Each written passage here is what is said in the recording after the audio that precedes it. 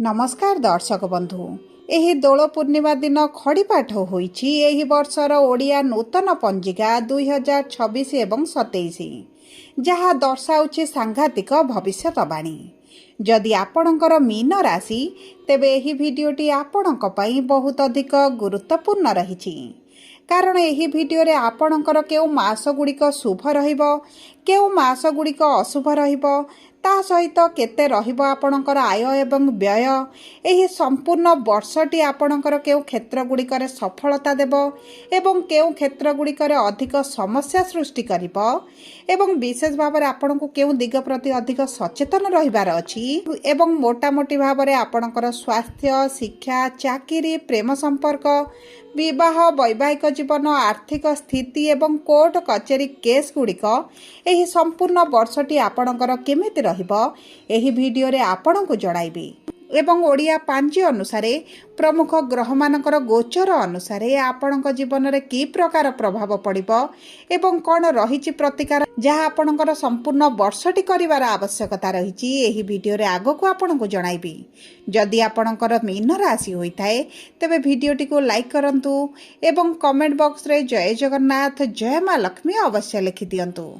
ता सहित आम सह जोगाजोग करने वीडियोर मध्य भाग एक व्हाट्सएप नंबर टी दि जाइछि जो नंबर साहाय्य आपण आम सह जोगाजोग करी निजर नूतन कुंडली प्रस्तुत करें कुंडली विश्लेषण कराइपारे किंबा आपणकर चाकरी विवाह व्यवसाय प्रेम संपर्क शिक्षा स्वास्थ्य को नहीं जदि किसी समस्या रही ताहार सहजरे एवं स्वल्प मूल्य रे समाधान करिपारिबे।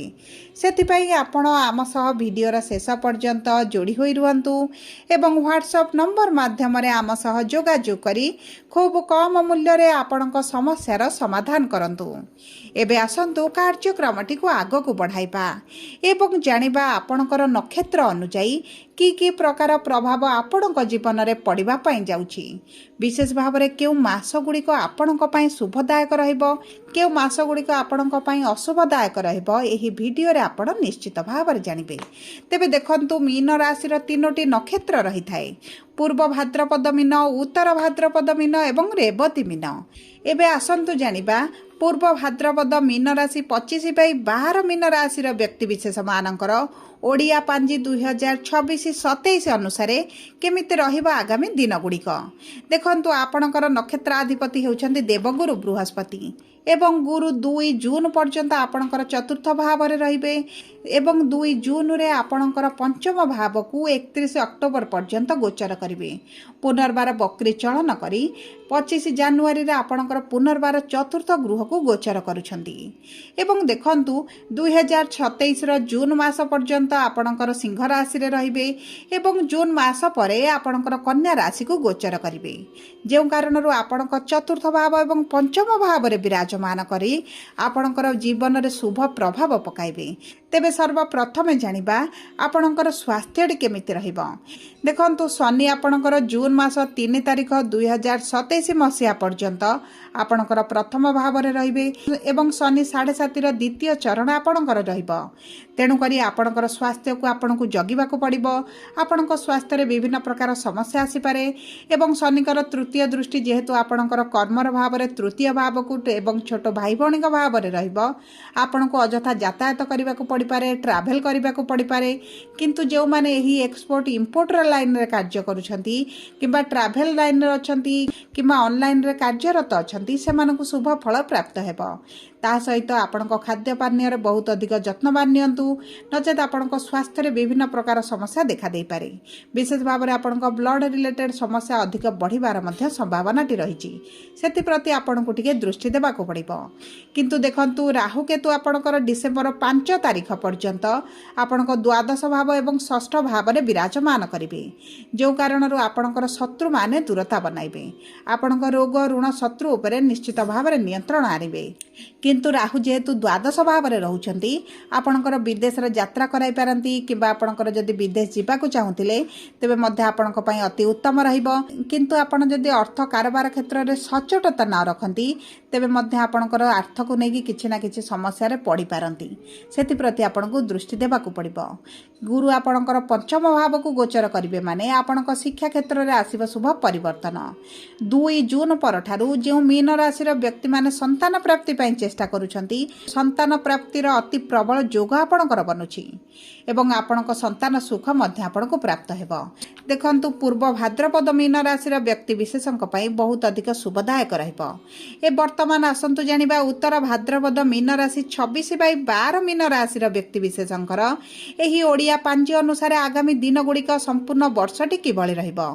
ଦେଖନ୍ତୁ ଆପଣଙ୍କର ନକ୍ଷତ୍ର ଅଧିପତି ହେଉଛନ୍ତି ଶନି, ଯିଏ ସମ୍ପୂର୍ଣ୍ଣ ବର୍ଷଟି ଆପଣଙ୍କର ପ୍ରଥମ ଭାବରେ ରହିବେ ଏବଂ ସପ୍ତମ ଦୃଷ୍ଟି ଆପଣଙ୍କର ବିବାହର ଗୃହକୁ ପ୍ରଦାନ କରିବେ। ତେଣୁକରି ଆପଣଙ୍କ ବିବାହରେ ଯଦି ପୂର୍ବରୁ ସମସ୍ୟା ଆସୁଥିଲା ତାହା ଜୁନ୍ ମାସ ପରେ ଦୂର ହୋଇଯିବ ଏବଂ ବିବାହ ପାଇଁ ଅତି ପ୍ରବଳ ଯୋଗ ବନିବ। ଏବଂ ଯଦି ଆପଣଙ୍କର ବୈବାହିକ ସମ୍ପର୍କରେ ଆପଣ ମନମାଳିନ, ମତଭେଦ, ଝଗଡ଼ା, ପରିବାର ମଧ୍ୟରେ ଅସନ୍ତୋଷ ରହୁଥିଲେ ତେବେ ମଧ୍ୟ ଜୁନ୍ ପରଠାରୁ ଆପଣଙ୍କର ପରିବାରରେ ଶାନ୍ତି ଆସିବ।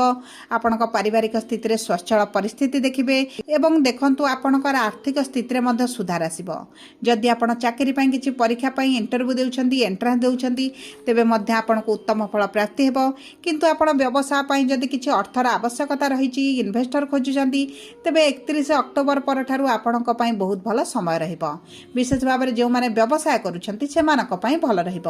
କିନ୍ତୁ ଯଦି ଆପଣ ପାର୍ଟନରସିପ୍ରେ କିଛି କାର୍ଯ୍ୟ ଆରମ୍ଭ କରିବା ପାଇଁ ଚାହୁଁଛନ୍ତି କିମ୍ବା ପୂର୍ବରୁ ଆପଣ କରୁଛନ୍ତି ତେବେ ଏହିସବୁ କ୍ଷେତ୍ରରେ ଆପଣ କିଛିଟା ସମସ୍ୟା ଦେଖିପାରନ୍ତି।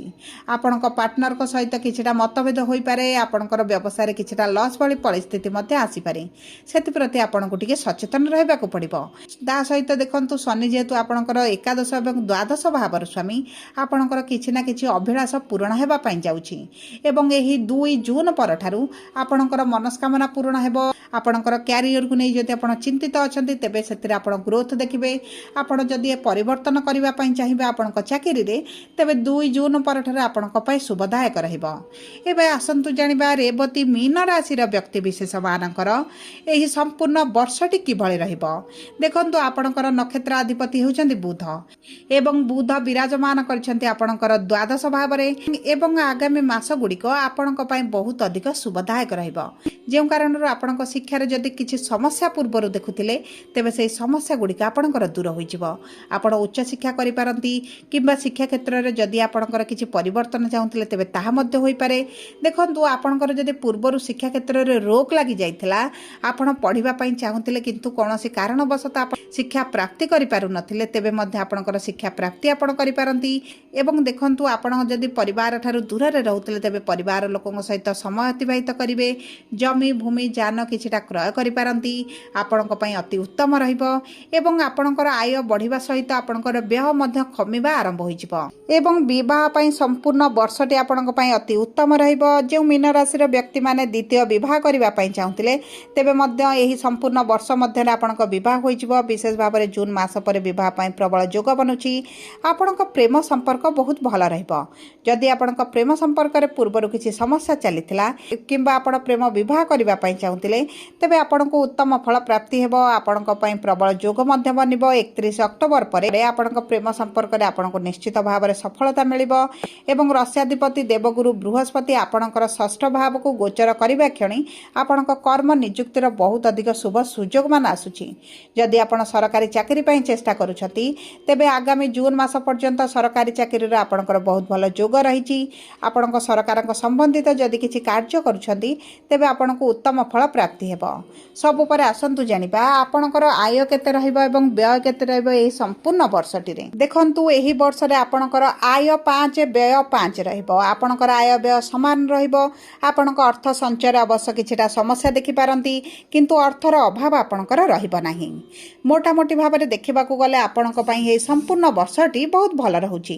କିନ୍ତୁ ଯେହେତୁ ଶନିଙ୍କର 7.5ର ଦ୍ୱିତୀୟ ଚରଣ ଚାଲିଛି ଆପଣଙ୍କ ମାନସିକ ଶାନ୍ତି ବା ମାନସିକ ସ୍ତରରେ ସ୍ଥିରତା ପାଇଁ ଆପଣ ପ୍ରତିଦିନ ହନୁମାନ ଚାଳିଶା ପାଠ କରିବା ଆରମ୍ଭ କରିଦିଅନ୍ତୁ ଏବଂ ତା ସହିତ ଗୋମାତାଙ୍କୁ ପ୍ରତିଦିନ ରୁଟି ଖାଇବା ପାଇଁ ଦିଅନ୍ତୁ ଏବଂ ଶନିଙ୍କ ମନ୍ଦିରରେ ପ୍ରତି ଶନିବାର ଦିନ ସୋରିଷ ତେଲ ହେଉ ରାଶି ତେଲରେ ଦୀପଟିଏ ଜାଳନ୍ତୁ।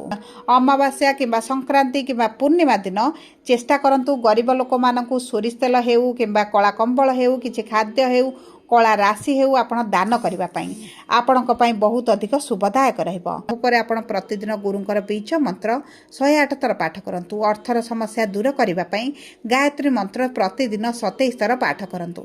ଶ୍ରୀ ସୂକ୍ତମ ପାଠ କରିବା ଦ୍ୱାରା ଆପଣଙ୍କର କରଜର ସମସ୍ୟା ମଧ୍ୟ ଦୂର ହୋଇଯିବ। ସବୁ ପରେ ଯଦି ଆପଣଙ୍କର ମୀନ ରାଶି ହୋଇଥାଏ ଭିଡ଼ିଓଟି କିଭଳି ଲାଗିଲା କମେଣ୍ଟ ବକ୍ସରେ ଲେଖି ଜଣାନ୍ତୁ। ଯଦି ପ୍ରଥମ ଥର ଆମ ଚ୍ୟାନେଲକୁ ଆସିଛନ୍ତି ଚ୍ୟାନେଲଟିକୁ ସବସ୍କ୍ରାଇବ୍ କରନ୍ତୁ।